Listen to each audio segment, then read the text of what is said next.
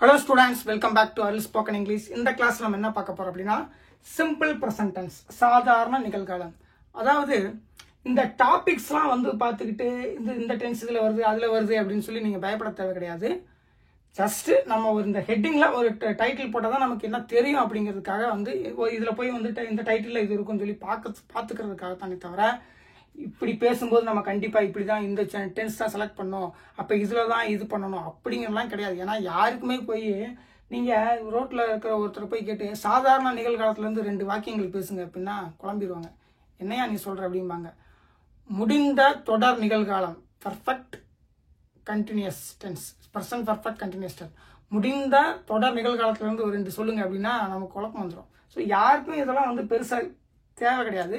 இருந்தாலும் கிராமர் வல்லுநர்கள்லாம் வந்து இந்த மாதிரி இதில் வருது அப்படின்னு சொல்லி டாபிக் வச்சுருக்காங்க. அதை மட்டும்தான் நம்ம வந்து தெரிஞ்சுக்கணும். நம்மளும் ஒரு ஹெட்டிங் போட்டால் தான் வந்து பார்க்க வந்து ஒரு எதுன்னு தேடுறதுக்கு ஈஸியாக இருக்கும் அப்படிங்கிறதுக்காக. ஆனால் இந்த ஹெட்டிங்னால தெரில அப்படிங்கிறனால நமக்கு தலைவலிலாம் கிடையாது. ஓகே, சரி, ஓகே. இப்போ நம்ம வந்து கிளாஸுக்கு போகிறோம். ஏன்னா நான் வந்து மெயினாக கான்செப்ட்ஸை தான் எக்ஸ்பிளைன் பண்ணுவேன். எக்ஸாம்பிள்ஸ் கூட வந்து பார்த்தீங்கன்னா ரொம்ப கம்மியாக தான் உங்களுக்கு சொல்லித்தரேன். அந்த கான்செப்ட்ஸை தான் கிளியர் கட்டாக எக்ஸ்பிளைன் பண்ணாவே நீங்களே வந்து பார்த்தீங்கன்னா சென்டென்ஸில் ஈஸியாக மேக் பண்ணிட முடியும். அதாவது சொல்லுவாங்களா, அது என்னது, மீன் பிடிச்சு கொடுக்கறத விட மீன் பிடிக்க கற்றுக் கொடுக்கறது தான் பெஸ்ட்டு அப்படின்னு சொல்லுவாங்க. அதனால நான் வந்து உங்களுக்கு கான்செப்ட்ஸை தான் கிளியர் கட்டாக எக்ஸ்பிளைன் பண்ணுவேன். இப்போ இந்த உலகத்தில் மனிதர்கள், மிருகங்கள், செடிகள், கொடிகள் நிறையா இருக்குது. அவங்கெல்லாம் வந்து கிட்டத்தட்ட 7 விஷயங்கள்ல நம்ம அவங்கள வந்து ரெப்ரசன்ட் பண்ணிடலாம் அப்படின்னு சொல்லி ஏற்கனவே சொல்லியிருக்கேன். இதோட ரீகால் பண்ணிப்போம். அது அடுத்த கிளாஸ்லாம் இது கண்டினியூஸாக வராது. இது ஏன்னா இப்போ தான் வந்து சிம்பிள் ப்ரெசன்ட் டென்ஸ் ஆரம்பிக்கிறதுனால இப்போயே நம்ம வந்து சொல்லி முடிச்சிருவோம். அதுக்கடுத்து ஸ்ட்ரைட்டாக ப்ரெசன்ட் கண்டினியூஸ்லேருந்து ஸ்ட்ரைட்டாக அங்கே போயிடுவோம். அப்போ இந்த 7 பேர் செய்கிறது வந்து பார்த்தீங்கன்னா 3 செயல் தான். என்ன செய்கிறாங்க? பி, ஹேவ், டு அப்படிங்கிற இந்த அடிப்படை செயல் 3 தான். அந்த 3ஐயும் நம்ம என்ன பண்ணுறோம் அப்படின்னா present tense, past tense, future tense அப்படின்னு சொல்லி 3 இதில் பண்ணிடுறோம். அந்த 3க்கும் நம்ம என்ன பண்றோம்னா ஒரு 4 அஸ்பெக்ட்ஸ் பண்றோம். 4 அஸ்பெக்ட்ஸ். ஓகே, என்ன 4 அஸ்பெக்ட்ஸ்? இந்த 3க்கும் 4 அஸ்பெக்ட்ஸ் இருக்குது. அதுதான் என்ன அப்படின்னா சிம்பிள், கண்டினியூஸ், அதுக்கப்புறம் பெர்ஃபெக்ட், அப்புறம் பெர்ஃபெக்ட் கண்டினியூஸ் அப்படின்னு 4 இருக்கு. இந்த 4க்கும் நம்ம என்ன பண்றோம் அப்படின்னா இந்த 4ஐயும் உருவாக்குறதுக்காக 4 வெர்பு தான் வச்சிருக்கோம். இங்கிலீஷ்ல 4 வெர்பு தான் வச்சிருக்காங்க. ஒன்று ப்ரெசன்ட் டென்ஸ், இன்னொன்று பாஸ்ட் டென்ஸ் வெர்பு, அதுக்கப்புறம் ப்ரெசன்ட் பார்ட்டிசிபிள், அதுக்கப்புறம் பாஸ்ட் பார்ட்டிசிபிள். இது வந்து பாத்தீங்கன்னா ஆக்ஷன் இருக்குது, டைமு ப்ரெசன்ட் இருக்குது. இது ஆக்ஷன் இருக்குது, டைம் வந்து பாத்தீங்கன்னா பாஸ்ட் முடிஞ்சு போச்சு. எந்த முடிஞ்சு போன காலம்னு இதுக்கு எக்ஸாக்டா தெரியும் பாஸ்ட்டுக்கு. ஆனா பிரசன்ட்டுக்கு பாத்தீங்கன்னா ஆக்ஷன் இருக்குது, நோ டைம், எந்த டைம் தெரியாது. ஜஸ்ட் செயல் ஆக்டிவ்ல இருக்கு அந்த வெர்புல. ஏன்னா செயல்னா செயல் இருந்தா தான் வெர்பா இருக்கும். செயல் இல்லைன்னா அது வெர்பு கிடையாது. இந்த எல்லாத்துலயும் வெர்பு இருக்கு, ஆக்ஷன் இருக்கு. ஆனா இதுல பாத்தீங்கன்னா ஆக்ஷன் வந்து கிடையாது. இதுல வந்து ஆக்டிவ் கிடையாது. பாஸ்ட் பார்ட்டிசிபிள்ல active, no active, not active. Okay, அதே நேரத்தில் டைமும் கிடையாது. இது வந்து நாட் ஆக்டிவ், அதே நேரத்தில் டைமும் கிடையாது. இதுல யோசிச்சு பாருங்க, செயலும் ஆக்டிவ் கிடையாது, டைமும் கிடையாது பாஸ்ட் பார்ட்டிசிபிள்ல. ஆனா அப்படி ஒரு விருப்பம் இருக்குது. ஆனா செயல் முடிஞ்சு கிடக்குது, அவ்வளவுதான். ஆனா அதுவும் வந்து ஒரு செயல் தான். ஓகே, புரியுதுங்களா? ஆனா இங்க வந்து பாத்தீங்கன்னா செயல் ஆக்டிவ்ல இருக்கு, ஆனா டைம் கிடையாது. இது பாஸ்ட் பார்ட்டிசிபிள்ல செயலும் ஆக்டிவ் கிடையாது, டைமும் ஆக்டிவ் கிடையாது. ஆனா செயல், அதுலயும் செயல் இருக்கு, செயல் முடிஞ்சு கிடக்குது. ஓகே ஓகே இப்போ வந்து பாத்தீங்கன்னா இந்த விஷயங்கள் வந்து நம்ம எல்லாருக்கும் தெரியும். இதுதான் வந்து பேசிக் கான்செப்ட்ஸ். இதுக்கு தான் நம்ம என்ன பார்க்க போறோம்னா ப்ரெசன்ட் டென்ஸ்னா என்ன, பாஸ்ட் டென்ஸ்னா என்ன, ஃபியூச்சர் டென்ஸ்னா என்ன, அதுல இருக்கிற 4 அஸ்பெக்ட்ஸ் என்ன செய்யுது அப்படிங்கிறது எல்லாமே இதுக்கு தான் பார்க்க போறோம். இப்போ நம்ம எதுக்கு பார்க்க போறோம் அப்படின்னா சிம்பிள் ப்ரெசன்ட் டென்ஸுக்கு பார்க்க போறோம். அதாவது நான் ஏற்கனவே சொல்லியிருந்தேன் பாருங்க, இந்த 4ல ப்ரெசன்ட் டென்ஸ் இருந்துச்சு பாருங்க. அதாவது காலமும் காட்டுறது, காலமும் காட்டுற செயலும் எப்ப நடக்குது அப்படிங்கிறது, அந்த டென்ஸ் மட்டும்தான் இதுக்கு யூஸ் பண்ணுவோம். ஏன் அப்படின்னா இதுல பாத்தீங்கன்னா ஆம்லாம் இதுல வரும். உடனே நீங்க வந்து ஐ ஆம் அ டீச்சர் அப்படின்னு சொல்லும்போது நான் ஒரு ஆசிரியராக இருக்கிறேன் அப்படின்லாம் சொல்லுவோம். இது சிம்பிள் ப்ரெசன்ட் டென்ஸ் தான். நீங்க ஆம் வந்தாவே அது கண்டினியூஸ் டென்ஸ் தானே அப்படின்னு சொல்லி எடுத்துக்க கூடாது. ஏன்னா ஒரு செயலை ஆம் வந்து ஒரு செயலை ஆக்டிவா செஞ்சா மட்டும்தான் அது கண்டினியூஸ் டென்ஸ். ஓகே, ஜஸ்ட் நான் இருக்கேன் அப்படின்னு சொல்லும்போது அது சிம்பிள் ப்ரெசன்ட் டென்ஸ் தான். ஓகே, இப்போ வந்து நம்ம செய்யற அந்த 3 செயலுக்கும் எப்படி சிம்பிள் ப்ரெசன்ட் டென்ஸ் ஃபார்ம் பண்றதுன்னு சொல்லி பார்ப்போம். இப்போ நம்ம செய்யற செயல் என்ன? பி, ஹேவ், அப்புறம் do. Okay, I, we, you, he, she, it, they. இப்போ நீங்க நல்லா நோட் பண்ணீங்கன்னா ஐ இருக்கு பாருங்க. ஐக்கு வந்து பில என்னது?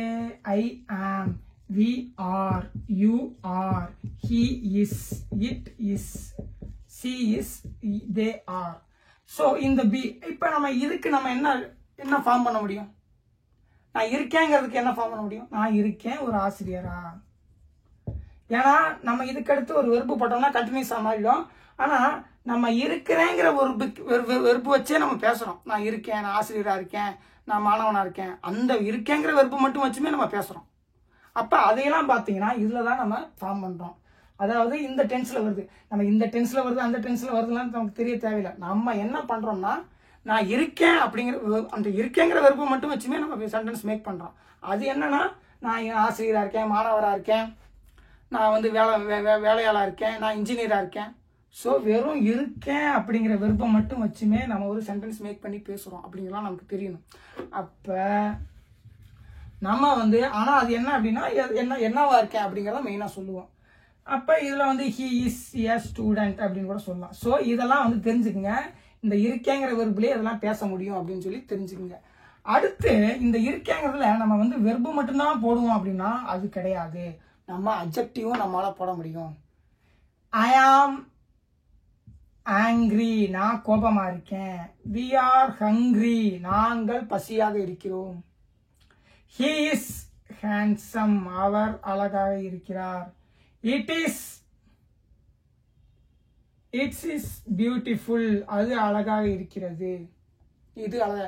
ஸோ நம்ம ஒரு ஆம் கூட, அதாவது இருக்கிறேங்கிறது கூட ஒரு நவுனை மட்டும் சேர்க்க மாட்டோம். அதுக்கடுத்து ஒரு அட்ஜெக்டிவ் சேர்த்து அது எப்படி இருக்குன்னு நம்ம சொல்ல முடியும். அந்த விஷயங்களை தெரிஞ்சுக்கங்க. அதுவும் வந்து இந்த சிம்பிள் ப்ரெசன்ட் டென்ஸ்ல தான் வருது. அப்படிங்கலாம் நம்ம வந்து சிம்பிள் ப்ரெசன்ட் டென்ஸ்ல வருது, அதுல வருது, இதுல வரலாம் தேவையில்லை. ஆனா நம்ம வந்து இருக்கிறேன் அப்படின்னா எப்படி இருக்கேன்னு சொல்ல முடியும். இருக்கேன் அப்படின்னா அதோட அட்ஜெக்டிவ் போட்டு என்ன மாதிரி இருக்கேன்னு சொல்ல முடியும். அதே நேரத்தில் இருக்கேன் அப்படின்னு சொல்லிட்டு ஒரு செயலை போட்டோம்னா அது கண்டினியூஸ் டென்ஸா மாறிடும். அது நல்லா நோட் பண்ணிக்கணும். ஆனா இப்போ நம்ம பார்த்துட்டு இருக்கிறது சிம்பிள் ப்ரெசன்ட் டென்ஸ். ஓகே, புரியுதுங்களா? அதே நேரத்தில் ஓகே, இப்போ வந்து சிம்பிள் ப்ரெசன்ட் டென்ஸ் தான் பார்த்துட்டு இருக்கோம். இங்க வந்து பாத்தீங்கன்னா நல்லா நோட் பண்ணிக்கங்க. ஆம், ஆறு இதுக்கு மட்டும் இஸ் வரும். இதுல ரொம்ப பெரிய காரணம் கிடையாது. ஜஸ்ட் அவங்க யூஸ் பண்றாங்க, அப்படியே அவங்க யூஸ் பண்ணி பழகிட்டாங்க, அவ்வளவுதான். ஓகே, அடுத்து ஹேவ்ல பாத்தீங்கன்னா அதுவும் வந்து பாத்தீங்கன்னா I have a car, we have a dog, எங்ககிட்ட ஒரு நாய் இருக்கு. You have a watch. So இந்த மாதிரி நம்ம போட்டுக்கலாம். இங்க ஹீ சீட்டுக்கு மட்டும் வந்து ஹேஸ் வரும். நல்லா நோட் பண்ணிங்க. ஹீ சீட்டுக்கு ஹேஸ். ஓகே, தேக்கு வந்து மறுபடியும் ஹேவ் தான். என்ன இது வந்து என்ன அப்படின்னா இது என்ன சொல்லுதுன்னா என்ன வச்சிருக்கோம் அப்படின்னு சொல்லி சொல்லுது. ஏன்னா நம்ம செய்யற செயலே 3 தான். அதுல இந்த செயல் முடிஞ்சு போச்சு. என்னவா இருந்தேன், என்னவா இருக்கிறேன், வாத்தியாரா இருக்கிறேன்னு சொல்லலாம். நான் வந்து எப்படி என்ன தன்மையில இருக்கேன்னு சொல்றோம். ஆனா அங்க ஒரு செயலை போட்டோம்னா கண்டினியூஸா மாறிடும். அது வேற டென்ஸ். ஓகே, ஆனா அந்த செயலையும் நம்ம தான் செய்யறோம். ஆனா டென்ஸ் வேற. இப்ப நம்ம வந்து சிம்பிள் ப்ரெசன்ட் டென்ஸ் பார்த்துட்டு இருக்கோம். இப்ப ஹேவ்ல வந்து நான் என்ன வச்சிருக்கேன் அப்படின்னு சொல்லி சொல்றது. என்ன வச்சிருக்கேங்கிற நிகழ்காலத்துல சொல்றது. இதே இப்போ இறந்த காலத்துல சொன்னா ஹேடு போட போறோம், அவ்வளவுதான். இப்ப நிகழ்காலத்துல என்ன சொல்றோம் அப்படின்னா you have a watch. Okay, தமிழ்ல வேணா வாட்சத்துக்கு முன்னாடி போடலாம். ஆனா இங்கிலீஷ்ல இப்ப வந்து பாத்தீங்கன்னா வச்சுக்கோங்க, ரவி அட்டாக்ஸ் ரகு அப்படிங்கிற என்ன மீனிங்னா ரவி தான் ரகுவை அடிக்கிறான், அப்ப இவனை தான் போலீஸ் பிடிச்சிட்டு போவாங்க, இவர் மேலாம் கேஸ் போடுவாங்க, ரவி மேலதான். ஆனா நீங்க நம்ம தான் தமிழ்ல எப்படி வேணா எழுதலாமே அப்படின்னு சொல்லிட்டு ரகுவை தூக்கி முன்னாடி போட்டீங்கன்னா ரகுவை பிடிச்சிட்டு போயிடுவாங்க. ஏன் அப்படின்னா இங்கிலீஷ்ல ஆப்ஜெக்ட் மார்க்கர் கிடையாது. அப்ப எதை முன்னாடி போடுறோமோ அதுதான் சப்ஜெக்ட் அப்படின்னு நம்ம எடுத்துப்போம். அந்த சப்ஜெக்ட் தான் இந்த செயலை செய்யுது. அப்ப இவர் தான் குற்றவாளி, இவரை தூக்கி உள்ள போடுங்க. ஆனா ஆக்சுவலா யாரு, இவர் தான் அடிச்சாரு. ஆனால் இதை மாற்றி போட்டோம் அப்படின்னா இவர் குற்றவாளியாக மாறிடுவார், இவரை தூக்கிக்குள்ளே போட்டுருவாங்க. ஓகே, ஸோ இங்கிலீஷில் எதை முன்னாடி போடுறோமோ அதுதான் சப்ஜெக்ட். ஏன்னா ஆப்ஜெக்ட் மார்க்கர் கிடையாதுங்கிறனால எதை முன்னாடி போடுறோமோ அதை சப்ஜெக்டாக எடுத்துக்கிறோம். அதுக்கடுத்து நம்ம வந்து என்ன செயல் செஞ்சார். ஒருவேளை நம்ம இவரை வந்து ரகுவை வந்து நம்ம முன்னாடி போட்டுடலாம். முன்னாடி போட்டு நம்ம என்ன நினைப்போம்னா, சரி நம்ம வந்து இவர் செய்யலை அப்படிங்கிற மாற்றிடுவோம் அப்படின்னு சொல்லி நீங்கள் நினைக்கலாம். அப்போ கூட இவர் வந்து சப்ஜெக்டாக தான் இருப்பார். ரகு இஸ், இப்போ ரவி தான் அட்டாக் பண்ணுறாரு, ரவி தான் அடிக்கிறாரு. நீங்கள் ரகுவை போட்டீங்க, இதில் வந்து என்ன சொல்கிறோம், ரவி வந்து ரகுவை அடிக்கிறார், ரவி வந்து ரகு அடிக்கிறார். ஆனால் நம்ம இந்த மீனிங் கொடுக்கறதுக்கு பதிலாக நம்ம என்ன பண்ணிட்டோம், ரகுவை தூக்கி முன்னாடி போட்டோம். அப்பயோ ரகு தானே அடியே வாங்குறது, அவரை தூக்கி சப்ஜெக்டாக போட்டோமே, இப்போ நம்ம என்ன பண்ணுறது அப்படின்னு நினைக்கலாம். நீங்கள் என்ன நினைக்கலாம்னா, Raghu is attacked by Ravi. இந்த ரெண்டு சென்டென்ஸோட மீனிங் ஒன்று தான். ரவி அடிக்கிறார் ரகுவை, ரகுவால் அடிக்கப்படுகிறார். ரெண்டுமே செயலை செய்யறது ரகு அப்படின்னு தான் கொண்டு வந்துட்டோம். ஆனாலும் சப்ஜெக்டை இங்கே தூக்கி இங்கே போட்டிங்க அப்படிங்கிறதுனால சப்ஜெக்ட் வந்து இங்கே ரகு தான். இங்கே நம்ம இவர் அடி வாங்குறாருன்னு தான் நம்ம சொல்கிறோம், ஆனாலும் சப்ஜெக்ட் இவர் தான். எப்போ தூக்கி நீங்கள் முன்னாடி போடுறீங்களோ அப்பயே ஒரு சப்ஜெக்டாக மாறிடுவார். இங்கே இவர் அடிக்கிறார், ரகு தான் அடிக்கிறார். ரகுன்னா சொன்னால் உங்களுக்கு வந்து குழப்பமாக இருக்கும். சரி, குணா வச்சுக்க. இங்கே வந்து குணா தான் அடி வாங்குறார், இங்கேயும் குணா தான் அடி வாங்குறார். ரவி அட்டாக்ஸ் குணா, குணா வந்து அடி வாங்குறார். இங்கேயும் குணா தான் அடி வாங்குறார். Guna is attacked by Ravi. ஆனா இங்க ரவி சப்ஜெக்ட், இங்க Guna subject. Okay, Ravi attacks Guna அப்படின்னா ரவி குணாவை அடிக்கிறார், குணா ரகுவால் அடிக்கப்படுகிறார். அப்படிங்கிற ரெண்டு மீனிங் ஒன்று. குணா தான் அடி வாங்குறார், ஆனா சப்ஜெக்ட் மாறிடுச்சு பாத்தீங்களா. அதனால சப்ஜெக்ட் ஆப்ஜெக்ட் செலக்ட் பண்றதுல இங்கிலீஷ்ல ரொம்ப கவனம் வேணும். எந்த வார்த்தையை தூக்கி முன்னாடி போடுறோமோ அது சப்ஜெக்டா மாறிடும். நம்ம அதுக்கப்புறம் அவர் அந்த செயலை செய்யலைங்க அப்படின்னு கூட நம்ம மீனிங் கொண்டு வந்துட முடியும் பேசிவ் வாய்ஸுக்கு மாற்றி. அதே நேரத்தில் சப்ஜெக்டை மாற்ற முடியுமானா முடியாது, இவர் தான் சப்ஜெக்டாகவே இருப்பார். ஸோ நம்ம வந்து எதை முன்னாடி போடுறோமோ அது சப்ஜெக்ட் ஆகிடும். ரொம்ப சப்ஜெக்ட் ஆப்ஜெக்ட் செலக்ட் பண்ணுறதுல ரொம்ப கவனம் வேணும். ஓகே, அடுத்து இப்போ பார்த்தீங்கன்னா ஒரு பொருளை வச்சிருக்கார் அப்படிங்கிறதும் வந்து சாதாரண சிம்பிள் ப்ரெசன்ட் தான். அதே நேரத்தில் அவர் ஒரு செயலை வச்சிருக்கிறார். இப்ப ஐ ஹாவ் எ டிகிரி அப்படிங்கிறத நான் ஒரு பொருள் ஒரு பட்டம் அதை வச்சிருக்கேங்கிறது சிம்பிள் ப்ரெசன்ட். அதே நேரத்தில் நான் வந்து அந்த படிச்சதை நான் வச்சிருக்கேன், I have studied a degree அப்படிங்கிறதுல வேணா இது ப்ரெசன்ட் பர்ஃபெக்டா மாறும். ஏன் அப்படின்னா இங்க வந்து ஒரு செயலையும் சேர்த்து வச்சிருக்கேன் நான் சொல்றேன், ஆனா இங்க ஜஸ்ட் ஒரு பொருளை தான் வச்சிருக்கேன்னு சொல்றேன். ஒரு பொருள் ஒரு பட்டம். ஸோ அப்ப இது சிம்பிள் ப்ரெசன்ட் டென்ஸ். நான் ஒரு செயலையே சேர்த்து வச்சிருக்கேன், அப்ப நான் படிச்சிருக்கேன், அதோட அர்த்தம் படிச்சிருக்கேன்னு சொல்லும்போது அது என்னவா மாறிடுது அப்படின்னா ப்ரெசன்ட் பர்ஃபெக்டா இங்க மாறிடுது. ஜஸ்ட் ஒரு பொருளை வச்சிருக்கேன், ஜஸ்ட் நான் இருக்கேன் அப்படின்னா சொல்லும்போது அது சிம்பிள் ப்ரெசன்ட் டென்ஸ் தான். நமக்கு இது simple present tense, simple past tense அதெல்லாம் நமக்கு தேவை கிடையாது. நம்ம ஐ ஹாவ் அ டிகிரி அப்படின்னு பேச முடியும், I have studied a degree அப்படின்னு பேச முடியும் அப்படிங்கிறத நம்ம தெரிஞ்சுக்கணும். ஆனா இது ரெண்டும் கிராமர் படி போகும்போது வேற வேற டென்ஸ்ல இருக்குது, அவ்வளவுதான். நமக்கு சென்டென்ஸ் ஃபார்மேஷன்ல இப்படியும் சென்டென்ஸ் ஃபார்ம் பண்ண முடியும், இப்படியும் சென்டென்ஸ் ஃபார்ம் பண்ண முடியும் அப்படின்னு சொல்லி நமக்கு தெரியணும். ஓகே, ஏன்னா நான் வந்து இப்போ ப்ரெசன்ட் கண்டினியூஸ்ல பேசிட்டு இருக்கேன், நான் ப்ரெசன்ட் பர்ஃபெக்டா பேசிட்டு இருக்கேன் அப்படின்லாம் நம்ம யாரும் சொல்ல போறது கிடையாது. அதே நேரத்தில் நான் வந்து ஒரு டிகிரி வச்சிருக்கேன் அப்படின்னு சொல்றது வந்து சிம்பிள் ப்ரெசன்ட் டென்ஸ்ல வரும் அப்படின்னு சொல்லி தெரிஞ்சுக்கலாம். ஓகே, நீ இது தெரிஞ்சு ஒன்றும் இது சிம்பிள் ப்ரெசன்ட் டென்ஸ்ல தான் இதெல்லாம் வருது அப்படின்னு சொல்லி தெரிஞ்சு ஒன்றாக போறது கிடையாது. இருந்தாலும் கிராமர்ல இதெல்லாம் வந்து இந்த டென்ஸ்ல இருக்குது. ஓகே, ஏன்னா நமக்கு பேசுறதுக்கு வந்து என்ன டென்ஸ் நம்ம வந்து பேசணும் அப்படின்லாம் நம்ம யோசிக்க போறது கிடையாது. அந்த கான்டெக்ஸ்டுக்கு அந்த சூழ்நிலைக்கு என்ன வேணுமோ அதைத்தான் நம்ம பேச போறோம். ஒரு இடத்துல நான் வந்து டிகிரி படிச்சிருக்கேன்னு தான் சொல்ல வேண்டிய சூழ்நிலை வரும். தம்பி நீ டிகிரி படிச்சிருக்கியான்னு கேட்கும்போது ஆமாம் சார் ஐ ஹாவ் ஸ்டடி டிகிரின்னு தான் சொல்ல முடியும். ஐ ஹாவ் டிகிரி அப்படின்னு சொல்லலாம். இருந்தாலும் அவர் கொஸ்டினே வந்து படிச்சிருக்கேன்னு கேட்டாரு, நம்மளும் படிச்சிருக்கேன்னு தான் பதில் சொல்ல போறோம். ஓகே, ஸோ அந்தந்த சூழ்நிலைக்கு தகுந்த மாதிரி தான். ஏன்னா நம்ம வந்து மொத்தமா படிச்சுட்டு போனாலும் அதுல இருந்து தான் மொத்தமா நிறைய கிராமர் படிச்சுட்டு போனாலும் நம்ம அதுல இருந்து ஏதோ ஒன்று எடுத்து தான் பேச போறோம். அதனால நம்ம இதுல இருந்து எடுத்து பேசுறோம், அதுல இருந்து எடுத்து பேசுறோம். நம்ம வேணா நம்ம படிக்கிறதுக்கு நம்ம இங்கதான் இதுல இருந்து தான் படிச்சுக்கிட்டு இருக்கோம் அப்படின்னு நம்ம வேணா யோசிக்கலாம். ஆனா பேசும்போது அவங்க கேட்கறவங்க வந்து நீ ப்ரெசன்ட் பர்ஃபெக்ட்ல ஏன்பா பேசல, நீ ப்ரெசன்ட் கண்டினியூஸ்ல ஏன்பா பேசிட்டு இருக்க அப்படிலாம் கேட்க மாட்டாங்க. நம்ம என்ன ரிப்ளை பண்றோமோ அதை பொறுத்து தான் இருக்குது. ஓகே, அடுத்து இந்த ஹேவ் பத்தி நமக்கு தெரிஞ்சிச்சு. இதுல பாத்தீங்கன்னா கொஸ்டின் இருக்குது, அதுக்கப்புறம் நெகட்டிவ் இருக்குது, இதுல நாட் போடுறது இருக்கு, அதுக்கப்புறம் பாத்தீங்கன்னா அந்த கொஸ்டின்லயே நெகட்டிவ் இருக்கு. அதெல்லாம் ஃபர்ஸ்ட் நம்ம இந்த கான்செப்ட் என்னன்னு தெரிஞ்சுப்போம், சிம்பிள் ப்ரெசன்ட் டென்ஸ் இதெல்லாம் என்னன்னு தெரிஞ்சுப்போம். அதுக்கப்புறம் இதெல்லாம் வந்து நம்ம ஈஸியா மேக் பண்ணிடலாம். ஓகே,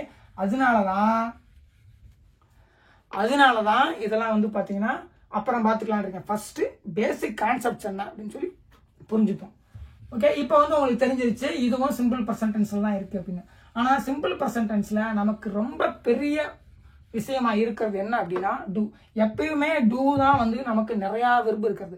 ஏன்னா பி பாத்தீங்கன்னா ஜஸ்ட் ஆமு, ஆரு, இஸ்ஸு, வாசு, வேரு, பீயிங்கு, பீனு, இவ்வளோதான், ரொம்ப பெருசா ஒன்றும் கிடையாது.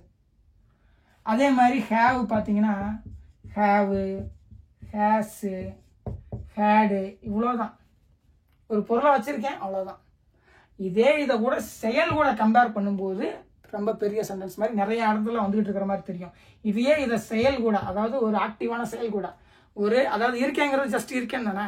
அதே வந்து படிக்கிறேன் அப்படிங்கிற செயல் கூட கம்பேர் பண்ணும்போது இன்னும் நிறைய மீனிங் வர மாதிரி இருக்கும். ஓடுறேன், எடுக்கிறேன், தாவுறேன், அதெல்லாம் பாத்தீங்கன்னா இந்த டூல வரும். சோ அந்த டூல அது வந்து ஆக்டிவான ஃபார்ம், ஐஎன்ஜி ஃபார்ம். டூல டன் அப்படிங்கிறது வந்து பாத்தீங்கன்னா ஒரு முடிஞ்சு போன செயல், அவ்வளவுதான். ஆனா எல்லாமே இந்த கேட்டகரியில வரும், டூங்கிற கேட்டகரியில வரும், ஒரு செயல் செய்யறங்கிற கேட்டகரியில வரும். இதெல்லாம் ஜஸ்ட் இருக்கேன் வச்சிருக்கேங்கிற கேட்டகரி. அதுல பாத்தீங்கன்னா ரொம்ப கம்மியான வெர்பு தான். சோ இப்ப டூல வந்து நம்ம பார்க்க போறோம். டூல பாத்தீங்கன்னா நிறைய வெர்ப்ஸ் இருக்குது. கிட்டத்தட்ட எனக்கு தெரிஞ்சு 7000-8000 வெர்ப்ஸே 7000-8000 இருக்குது. நமக்கு வந்து ஒரு 5000-4000 தெரிஞ்சா போதும், சூப்பரா இங்கிலீஷ் பேசலாம்.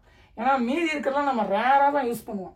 ரெகுலரா யூஸ் பண்றது நல்ல ஃப்ளூயண்டா இங்கிலீஷ் பேசணும்னா ஒரு 4000 வெர்பு தெரிஞ்சா போதும், ரொம்ப ஃப்ளூயண்டா இங்கிலீஷ் பேசலாம். ஓகே, இப்ப டூல வச்சு பார்க்க போறோம். டூக்கு வந்து பாத்தீங்கன்னா I, we, you, he, she, it, they. இது வந்து பாத்தீங்கன்னா இந்த மூணுக்குமே வந்து டூ, இந்த மூணுக்கு வந்து டஸ், இதுக்கு வந்து டூ, அதாவது வெறும் டூக்கு. இதே வந்து பாத்தீங்கன்னா டீச்சுக்கு போடும்போது இந்த மூணுக்கும் டீச், இதுக்கு வந்து டீச்சர்ஸ், எஸ் எல்லாம் இஎஸ் சேர்க்கணும், இதுக்கு வந்து டீச். இது வந்து அவங்க ரூல்ஸ், அதாவது அது இடியோமேட்டிக் ரூல், அதாவது அது காலங்காலமா இருக்குது, அவ்வளவுதான். அது எப்ப வந்துச்சு அப்படின்னா கிட்டத்தட்ட ஒரு 500 வருஷத்துக்கு முன்னாடி தான் வந்துச்சு. அதுக்கு முன்னாடி அவங்க டிஹெச் தான் போட்டுக்கிட்டு இருந்தாங்க. இப்ப இந்த 500 வருஷத்துக்கு முன்னாடி நிறைய மாற்றங்கள் ஏற்பட்டு கடைசியில் இது இப்படியே நின்றுச்சு. இதை வந்து ஏன்னா நின்று போன இப்படி ஸ்டாண்டர்டான விஷயத்தை போய் அவ்வளவு சீக்கிரம் யாராலையும் மாற்ற முடியாது. ஓகே, அதுவும் இப்பெல்லாம் வந்து ரொம்ப கஷ்டம். ஏன்னா மொத்தையாவது மொழி நிறைய மாற்றம் அடைஞ்சிட்டு இருந்துச்சு. இப்போ வந்து மாறுமாங்கன்னா எல்லா இடத்துலையும் வந்து பிரிண்ட் மீடியா வந்துருச்சு, கம்ப்யூட்டர் வந்துருச்சு, இன்டர்நெட் வந்துருச்சு, எல்லாம் வரவும் ஸ்டாண்டர்ட் ஆயிடுச்சு எல்லாமே. இந்த மாற்றங்கள் வர்றது ரொம்ப ரொம்ப கஷ்டம்.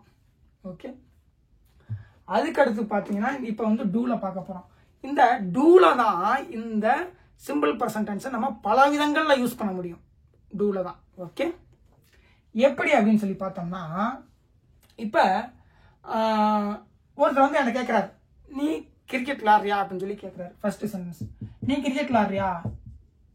நான் என்ன சொல்றேன்னா ஐ பிளே கிரிக்கெட், நான் கிரிக்கெட் விளாடுறேன் அப்படின்னு சொல்றேன். இதில் நீங்க நல்லா நோட் பண்ணி பார்த்தீங்கன்னா நான் விளையாடி கொண்டிருக்கிறேன் அப்படின்னு நான் சொல்ல, நான் விளையாடி இருக்கிறேன் அப்படின்னு சொல்ல, ஜஸ்ட் விளையாடுறேன். அப்ப ஜஸ்ட் அந்த செயலை நான் செய்யறேன் அவ்வளவுதான் சொல்றேன்.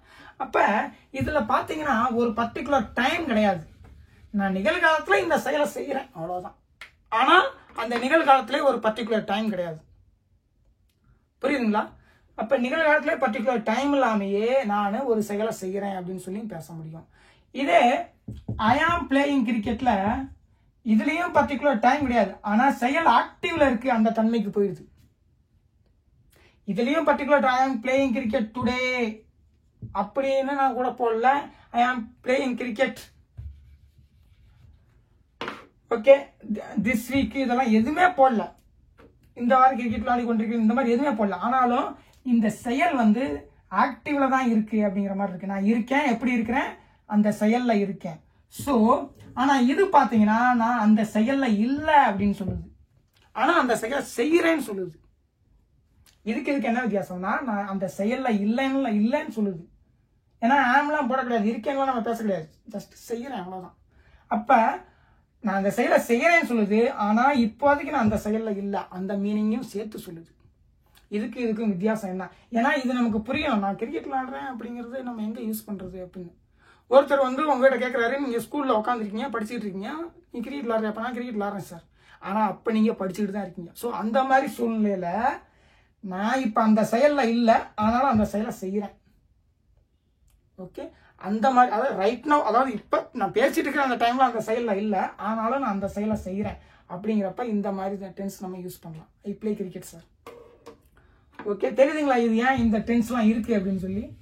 ஸோ நமக்கு தெளிவா தெரியணும் என்ன இன்னொரு டென்ஸுக்கு மற்ற டென்ஸுக்கு என்ன வித்தியாசம், ஏன் இந்த 4 இருக்கு அப்படின்னு சொல்லி நமக்கு தெரியணும். அதுலயும் குறிப்பா சிம்பிள் ப்ரெசன்ட் டென்ஸ் கூட ப்ரெசன்ட் கண்டினியூஸ் எப்போ பார்த்தாலும் சண்டை போட்டுக்கிட்டே இருக்கும். எதை செலக்ட் பண்றது, இதையா அதையா அப்படின்னு சொல்லி நமக்கு கன்ஃபியூஷன் இருந்துகிட்டே இருக்கும். ஆனா நமக்கு தெளிவா தெரிய வருது அப்படின்னா கரெக்டான செலக்ட் பண்ணிடலாம். நீ காப்பி குடிக்கிறியா அப்படின்னு சொல்லி கேட்கிறாரு ஒருத்தர்.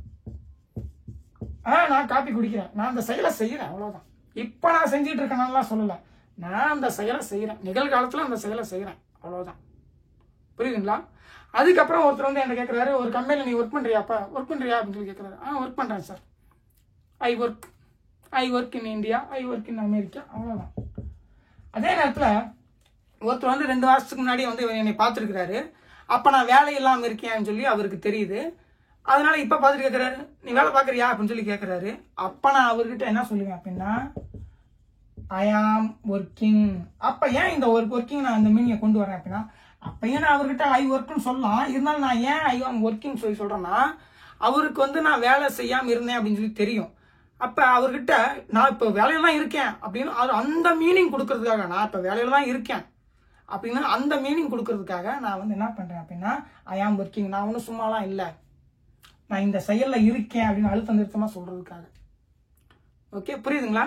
ஆனா இந்த செயல்ல பாத்தீங்கன்னா ஐ ஒர்க் இன் லண்டன் அப்படிங்கறதுல, ஐ ஒர்க் இன் அமெரிக்கால நான் ஜஸ்ட் அங்க வேலை செஞ்சுக்கிட்டு இருக்கேன், அங்க வேலை செய்யறேன் அவ்வளவுதான். இதே பாத்தீங்கன்னா ஐ லிவ் இன் அமெரிக்கானா நான் அமெரிக்கால வசிக்கிறேன்னு அர்த்தம். ஐ ஆம் லிவிங் இன் அமெரிக்கானா நான் அமெரிக்கால தற்காலிகமா வசிக்கிறேன்னு அர்த்தம். ஏன்னா அந்த செயலை நான் வந்து சாதாரணமா நான் அந்த செயலை செய்யறேன் அப்படின்னா தான் இந்த டென்ஸ். ஒரு செயலை நான் அமெரிக்கால தான் நான் எப்பயும் வசிக்கிறேன் அப்படின்னா தான் இது. அதே நேரத்துல ஏன்னா இது வந்து பாத்தீங்கன்னா ஜஸ்ட் அந்த செயலை செய்யறேன்னு தான் சொல்லுது. ஆனா இந்த செயல் வந்து பாத்தீங்கன்னா இப்ப நான் அந்த செயல்ல தான் இருக்கேன் அப்படின்னு சொல்லும்போது நான் அதை டெம்பரரியா செய்யறேன். புரியுதுங்களா? இப்ப நான் அந்த செயல தான் இருக்கேன் அப்படிங்கும்போது நான் அந்த செயலை டெம்பரரியா செய்யறேன். அதாவது நான் இப்போ வந்து அமெரிக்காவுக்கு 1 மாசம் போய் தங்கி இருக்கேன். ஸோ அந்த மாதிரி இருக்கவங்க எல்லாம் என்ன சொல்லணும்னா, ஐ ஆம் லிவிங் இன் அமெரிக்கா, ஒரு மாசம் கழிச்சு வந்துருவேன். இது நம்ம வந்து ஏன்னா எப்பயுமே ஒருத்தர் ஒரு செயல இருந்துகிட்டே இருக்க முடியாது. ஆனா எப்பயுமே ஒருத்தர் ஒரு செயல் செய்யறாரு அப்படின்னா, I live in America, I eat apples, நான் ஆப்பிள் சாப்பிடுவேன். அது ஜென்ரலா சொல்றேன், நான் அந்த செயலை செய்யறேன் அப்படின்னு. ஐ ஆம் ஈட்டிங் ஆப்பிள்னா நான் இப்ப அந்த செயலை செஞ்சுட்டு இருக்கேன்னு அர்த்தம். ஓகே, புரியுதுங்களா? ரெண்டுக்கும் ஏன் இந்த மாதிரி 2 டென்ஸ்லாம் இருக்கு அப்படின்னு. ஓகே, அடுத்து நம்ம என்ன பார்க்க போறோம் அப்படின்னா, இந்த மாதிரி எந்த ஒரு பர்டிகுலர் டைமையும் சொல்லாம நான் அந்த செயல்ல ஆக்டிவும் இல்லாம இருக்கேன் அப்படிங்கறதுனாலதான் இந்த டென்ஸை பல விதங்கள்ல யூஸ் பண்ண முடியுது. இப்ப பாத்தீங்கன்னா the sun rises in the east அப்படிங்கிறப்ப சூரியன் கிழக்கில் உதிக்கிறது. இந்த மாதிரி விஷயத்துக்கு வந்து இந்த டென்ஸ் தான் யூஸ் பண்றாங்க. ஏன் அப்படின்னா இது வந்து டெய்லியும் அது கிழக்குல தான் உதிக்கும், அந்த செயல் அது செய்யுது, சூரியன் கிழக்கில் உதிக்கிறது. அதே நேரத்தில் நம்ம வந்து திடீர்னு நானும் என் ஃப்ரெண்டும் போய் ஒரு சூரியன் உதிக்கிறத போய் பார்த்துட்டு இருக்கோம். அப்ப நம்ம சூரியன் உதிக்கிறத நீ போய் பார்க்கலாம் அப்படின்னு சொல்லி, அப்ப நான் என்ன சொல்லலாம்னா the sun is rising in the east. சூரியன் கிழக்கில் உதித்துக் கொண்டிருக்கிறது, அங்கே பார் அப்படின்னு சொல்லி சொல்றோம்ல, இப்போ அதோட ஆக்டிவிட்டியை ஒரு பர்டிகுலர் ஆக்டிவிட்டியை ஒரு ப்ரெசண்டாக நான் சொல்கிறேன் இப்போ செஞ்சுட்டு இருக்கேன்னு சொல்லி. ஆனால் ஜென்ரலாக நான் சொல்லும்போது இது அந்த செயலை செய்யுது, அவ்வளோதான். அப்போ ஒரு ஜென்ரலாக ஒரு செயலை நம்ம செய்கிறோம் அப்படின்னு சொல்லும்போது இந்த டென்ஸில் நம்ம சொல்கிறோம். ஏன் இந்த டென்ஸ் வருதுன்னு தெரியுதுங்களா? இப்போ ஏன் இந்த டென்ஸும் இருக்குது, ரெண்டுமே கிட்டத்தட்ட ஒரே மாதிரி தான் இருக்கும், ஆனால் உள்ள அதோட மீனிங் வேறையா இருக்கும். நல்லா நோட் பண்ணி பார்த்தீங்கன்னா தெரியும். ஒரு செயலை நான் இப்போ இருக்கேன் அப்படின்னு ஒருத்தர் ஆக்டிவாக சொல்கிறதுக்கும் நான் ஜஸ்ட் அந்த செயலை செய்கிறேன்னு சொல்கிறதுக்கும் நிறைய உள் மீனிங் நிறைய டிஃப்ரெண்ட் இருக்கும். ஓகே, அடுத்து பார்த்தீங்கன்னா ஒருத்தர் வந்து உங்ககிட்ட கேட்குறாரு, சரி வந்து வா நம்ம படத்துக்கு போகலாம் அப்படின்னு சொல்லி சொல்கிறாரு. நீங்கள் என்ன சொல்கிறீங்க? இல்லை நான் மார்க்கெட்டுக்கு போக போகிறேன் அப்படின்னு சொல்லி சொல்ல முடியும். I go to the market now. இப்போ நீங்கள் இன்னும் மார்க்கெட்டுக்கு போகல, ஆக்சுவலாக இந்த செயலில் இல்லை நீங்கள் இன்னும். ஆனால் அவர்கிட்ட வந்து என்ன சொல்கிறீங்க? இல்லை நான் படத்துக்கு போகிறேன் அப்படின்னு சொல்லி சொல்கிறீங்க. நான் படத்துக்கு போகிறேன், இல்லை நான் படத்துக்கு போகிறேன்னு தானே சொல்கிறோம். படத்துக்கு போவேன்னு சொல்ல, இல்லை நான் படத்துக்கு போகிறேன். ஒருத்தர் வந்து உங்கள் ஃப்ரெண்டு வந்து நீங்கள் நம்ம படத்துக்கு போகலாம் அப்படின்னு சொல்லி சொல்கிறோம். நீங்கள் வந்து அப்போ என்ன சொல்கிறீங்க? நான் மார்க்கெட்டுக்கு போகிறேன் அப்படின்னு தான் சொல்கிறீங்க. அவர் வந்து உங்களை படத்துக்கு கூப்பிட்றாரு, வா படத்துக்கு போகலாம்னு. இல்லை நான் மார்க்கெட்டுக்கு போகிறேங்கிறது வந்து பார்த்தீங்கன்னா ப்ரெசன்ட் டென்ஸ் வார்த்தை. படத்துக்கு போவேன், சரி மார்க்கெட்டுக்கு போவேன்னு நீங்கள் சொல்ல, மார்க்கெட்டுக்கு போகிறேன்னு தான் சொல்கிறீங்க. அதை தூய தமிழ் எழுதுனா எப்படி வரும்? போகிறேன்னு தான் வரும். ஆனால் அந்த செயலை நீங்கள் இன்னும் செஞ்சுட்டு இருக்கலாம், ஆக்டிவாக செய்யலை. ஆனால் இந்த மாதிரி பேச முடியும். அது எதனால முடியும்னா இந்த டென்ஸில், ஏன்னா இது ஒரு பர்டிகுலர் டைமை எடுத்துக்க மாட்டேங்குது அப்படிங்கிறதுனால. இப்போ நான் மார்க்கெட்டுக்கு போகிறேன் அப்படின்னு சொல்கிறீங்க. இப்போ நான் மார்க்கெட்டுக்குன்னு ஒரு டைம் நவுன்னு போட்டிருக்கலாம். ஆனால் அப்போ கூட இது வந்து பார்த்தீங்கன்னா இப்போ நீங்கள் எக்ஸாக்டாக அந்த செயலில் இருக்கீங்க அப்படிங்கிறத சொல்லலை. நான் மார்க்கெட்டுக்கு இப்போ போகிறேன் அப்படிங்கிறது நீங்கள் அவர்கிட்ட வந்து பேசிட்டு தான் இருக்கீங்க. நான் மார்க்கெட்டுக்கு இப்போ போகிறேன், 1 hour கழிச்சு கூட நீங்கள் போகலாம். ஆனால் இப்போ நீங்கள் மார்க்கெட்டுக்கு போய்கிட்டு இருக்கீங்க அப்படின்னா என்ன யூஸ் பண்ணுவீங்க? I am going to the market now. ரெண்டுக்குமே வித்தியாசம் தெரியுதுங்களா? இப்போ நீங்கள் மார்க்கெட் போய்கிட்டு இருக்கீங்க அப்படின்னா இது யூஸ் பண்ணுவீங்க. இன்னும் நீங்கள் செயலை தொடங்க ஆரம்பிக்கல, ஆனால் அந்த நான் செயலை செய்கிறேன் அப்படிங்கிற மீனிங் கொண்டு வரும்போது நீங்கள் I go to the market now. நான் இப்போ மார்க்கெட்டுக்கு போகிறேன், வர முடியாது. இது வந்து பார்த்தீங்கன்னா உங்களை ஒருத்தர் ரோட்டில் வழிமறிச்சு கேட்குறேன், எங்கேப்பா போயிட்டு இருக்க அப்படின்னு. நான் மார்க்கெட்டுக்கு போய்கிட்டு இருக்கேன். ஸோ இதுக்கும் வித்தியாசம் புரியுதுங்களா? இது வந்து ஒரு செயலை நான் செய்கிறேன் அப்படிங்கிற அந்த மீனிங்கில், இப்போ நான் இந்த செயலை செஞ்சுக்கிட்டு இருக்கேன் அப்படிங்கிற மீனிங்கில். ஓகே, அதனால தான் சிம்பிள் ப்ரெசன்ட் டென்ஸ் இருக்குது. அதாவது இந்த மாதிரி எந்த ஒரு நான் அந்த செயலில் பர்டிகுலராக இருக்கேன் அப்படிங்கிற வார்த்தையான ஆம் போடாமல் நம்ம பேசினா அப்படின்னா அந்த செயலில் இல்லை, ஆனாலும் நான் அந்த செயலை செய்கிறேன் அப்படிங்கிற மீனிங் கொண்டு வந்துருது. அந்த செயலை இப்போதைக்கு நான் இல்லை, ஆனாலும் அந்த செயலை நான் செய்கிறேன், அப்போ அது சிம்பிள் ப்ரெசன்ட் டென்ஸ். ஓகே, ஏன் அப்படின்னா நமக்கு அந்த மாதிரி மீனிங்கெல்லாம் தேவைப்படுது. இப்போ பார்த்தீங்கன்னா சொன்னேன் பார்த்தீங்கன்னா, நான் அந்த செயலை செய்யவே இல்லை, மார்க்கெட்டுக்கு போகிறேங்கிற செயலை இன்னும் தொடங்கவே இல்லை, ஆனால் நான் மார்க்கெட்டுக்கு போகிறேன் அப்படிங்க. ஏன்னா அந்த செயலை நான் செய்கிறேன், ஜஸ்ட்டு செய்கிறேன், அவ்வளோதான். ஆனால் நான் செஞ்சுக்கிட்டு இருக்கல, இப்போ ஜஸ்ட்டு இந்த செயலை செய்கிறேன் அப்படிங்கிறப்ப இன்னும் நடக்கலைங்கிறப்ப நான் செய்ய போகிறேன் அப்படின்னு சொல்லி அர்த்தம். ஓகே, அடுத்து இதான் இப்போ பார்த்தீங்கன்னா நெக்ஸ்ட் த மினிஸ்டர் ஸ்பீக்ஸ் அப்படின்னு சொல்லி சொல்லுவாங்க. நீங்கள் நினச்சி பார்க்கலாம், இதை மட்டும் எடுத்துட்டீங்க அப்படின்னா மினிஸ்டர் ஸ்பீக்ஸ் அப்படின்னா மந்திரி பேசுகிறார்னு சொல்லி அர்த்தம். ஆனால் அவர் இன்னும் பேசவே ஆரம்பிக்கலாம். நெக்ஸ்ட் த மினிஸ்டர் ஸ்பீக்ஸ் அப்படின்னா அடுத்து மந்திரி பேசுகிறார், மைக்கில் சொல்லுவாங்க, அடுத்து மந்திரி பேசுகிறார் அப்படின்னு சொல்லி சொல்லுவாங்க. அப்போ அதோட அர்த்தம் என்னன்னா, இவர் இன்னும் இந்த செயல் ஆக்டிவ்லே இல்லை, அப்புறம் எப்படி அவர் வந்து நிகழ்காலத்தில் அந்த செயலை நம்ம சொல்கிறோம்? ஏன் அப்படின்னா இந்த செயலில் அவர் ஜஸ்ட் அந்த செயலை செய்கிறாருன்னு தான் இருக்குது. இந்த டென்ஸில் ஜஸ்ட் அவர் அந்த செயலை செய்கிறாருன்னு தான் இருக்குது. அதனால தான் நம்ம நெக்ஸ்ட் போட்டு அடுத்து அவர் அந்த செயலை அடுத்து மந்திரி பேசுகிறார், இல்லை யாராவது ஒரு பேரை சொல்லி அவர் பேசுகிறார் அப்படின்னு சொல்லி மேடையில் கூப்பிடுவாங்க. ஸோ அதனால தான் ஜஸ்ட் இந்த செயலை செய்கிறார் அப்படிங்கிறனால நெக்ஸ்ட் அடுத்து இவர் இந்த செயலை செய்கிறார், அவ்வளோதான். இப்போ அதனால தான் பார்த்தீங்கன்னா Modi comes to TN tomorrow, இதில் பார்த்தீங்கன்னா அவர் செய்ய போகிற செயல் வந்து நாளைக்கு தான். ஆனால் ஏன் நம்ம கம்ஸ் போடுறோம் அப்படின்னா அவர் அந்த செயலை செய்கிறார், அவர் அந்த செயலை செஞ்சு கொண்டிருக்கிறான்னு பேசல. நம்ம இவர் இந்த செயலை செய்கிறார் அப்படின்னு சொல்லி நம்ம சாதாரணமாக சொல்கிறோம். ஸோ ஒரு செயலை நான் செய்கிறேன் அப்படின்னு சொல்லும்போது, சாதாரணமாக சொல்லும்போது அந்த செயலை பற்றி இப்போ நான் செஞ்சுக்கிட்டு இருக்கேன்னு சொல்ல வரல, செஞ்சு முடிச்சிட்டேன்னு சொல்ல வரல, செஞ்சுக்கிட்டே இருக்கேன்னு சொல்ல வரல. ஜஸ்ட்டு நான் அந்த செயலை செய்கிறேன், நான் அந்த செயலை செய்கிறேன், அவ்வளோ. அப்படி அந்த ஜஸ்ட்டு அந்த செயலை செய்கிறேங்கிற மீனிங்கில் நமக்கு பார்த்தீங்கன்னா சிம்பிள் ப்ரெசன்ட் டென்ஸ் தான் தேவைப்படுது. புரியுதுங்களா? ஏன் சிம்பிள் ப்ரெசன்ட் டென்ஸ் தேவைப்படுது அப்படின்னு? ஏன்னா இது மற்ற எந்த டென்ஸுமே இதை கொண்டு வராது. ஒன்று வந்து என்ன பண்ணோம் ப்ரெசன்ட் டென்ஸில், நம்ம என்ன நினைப்போம், ப்ரெசன்ட் டென்ஸ்னாவே அவங்க ஒரு செயலை செஞ்சுக்கிட்டு இருக்காங்கன்னு சொல்லி அர்த்தம் அப்படின்னு தான் நம்ம நினைப்போம். அப்போ அதாவது கண்டினியூஸாக போய்கிட்டு இருக்கு, ஹி இஸ் ஸ்பீக்கிங் அப்படின்னு சொல்லி நம்ம நினச்சிக்கிட்டு இருப்போம். ஆனால் அவர் தான் இன்னும் பேசவே ஆரம்பிக்கலையே. அப்போ அவர் அந்த செயலை செய்ய போறார் அப்படின்னு சொல்லி என்ன சொல்லுவான், அப்போ நம்ம யூஸ் பண்ணலாம் he is going to speak, அவர் பேச போய்கொண்டிருக்கிறார் அப்படின்னு நம்ம சொல்லலாம்.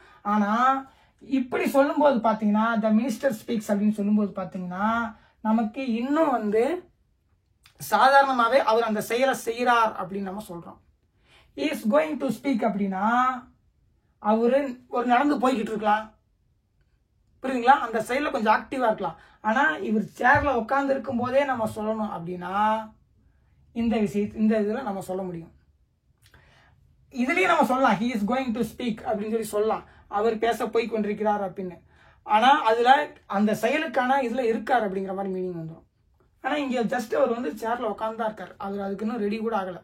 ஆனால் த மினிஸ்டர் ஸ்பீக்ஸ், எப்படி நான் மார்க்கெட்டுக்கு போகிறதுக்கு ரெடி கூட ஆகலையோ, நான் மார்க்கெட்டுக்கு போகிறேன்னு சொல்லி சொல்கிறேனோ அதே மாதிரி தான் இங்கேயும். ஏன் அப்படின்னா நான் அந்த செயலை செய்கிறேன், அவ்வளோதான்.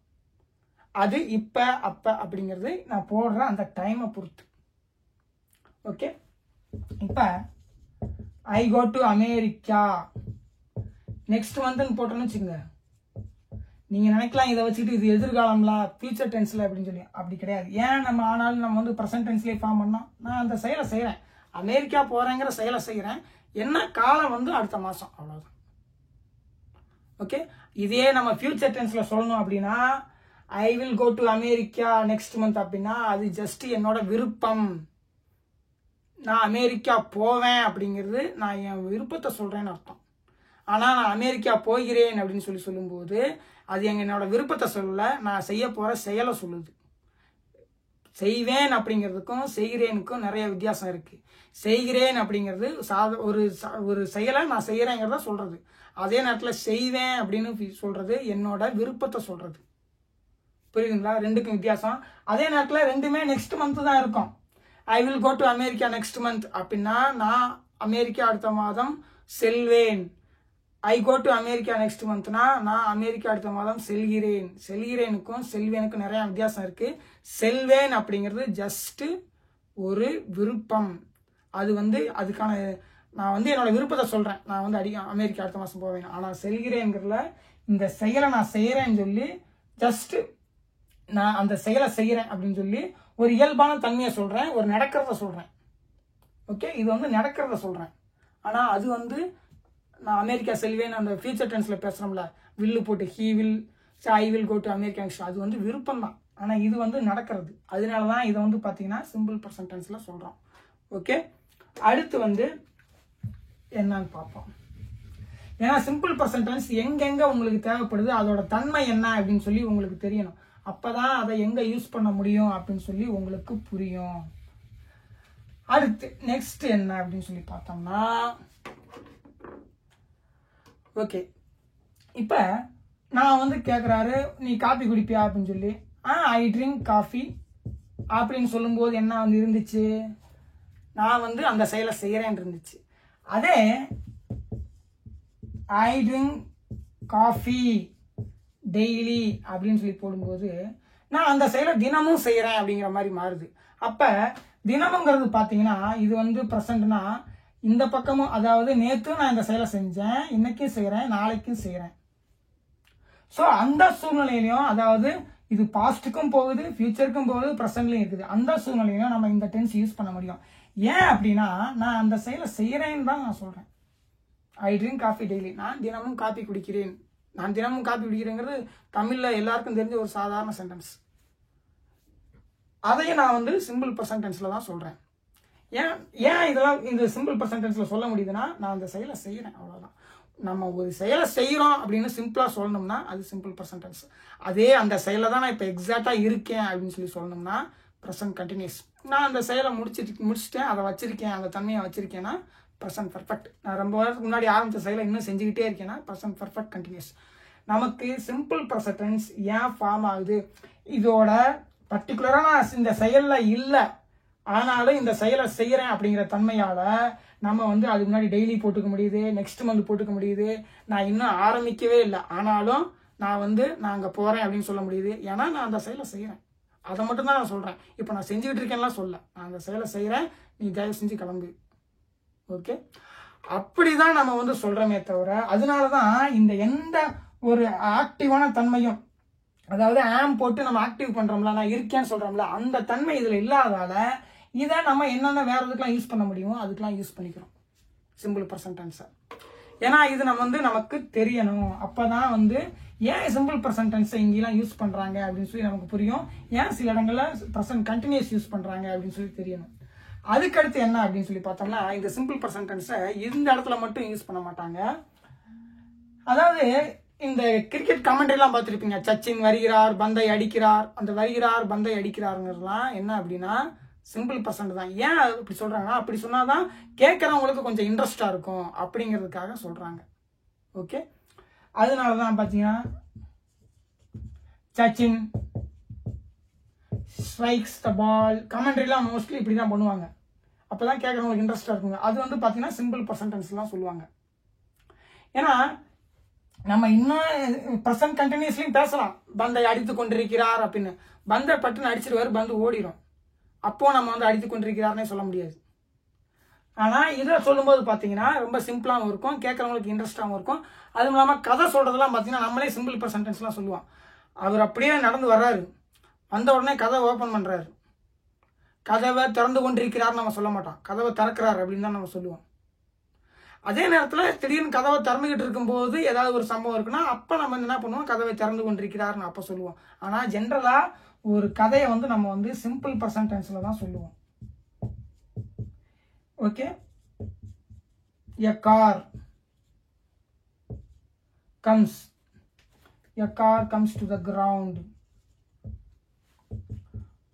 two men come out from the car. அதாவது ஒரு கார் வருது, 2 பேர் அதுல இருந்து வெளியே வர்றாங்க. இந்த மாதிரி நம்ம சிம்பிள் ப்ரெசன்ட் டென்ஸ்ல தான் சொல்லுவோம். புரியுதுங்களா? எதுக்கு சிம்பிள் ப்ரெசன்ட் டென்ஸ் யூஸ் ஆகுது அப்படின்னு?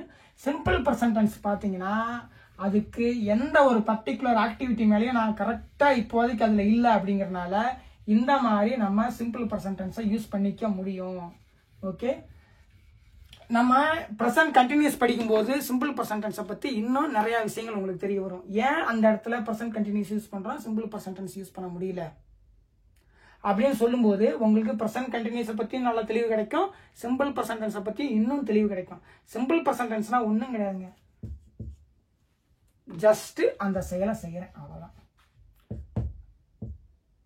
ஐ ஜஸ்ட் டூ, நான் அந்த செயலை செய்கிறேன் அவ்வளோதான்.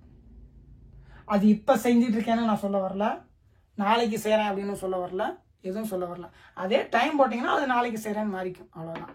ஆனால் அந்த செயலை இப்போ நான் ஆக்டிவாக இருக்கேன் அப்படின்னு நான் சொல்ல வரல, ஆனால் நான் அந்த செயலை செய்கிறேன் அவ்வளோதான்.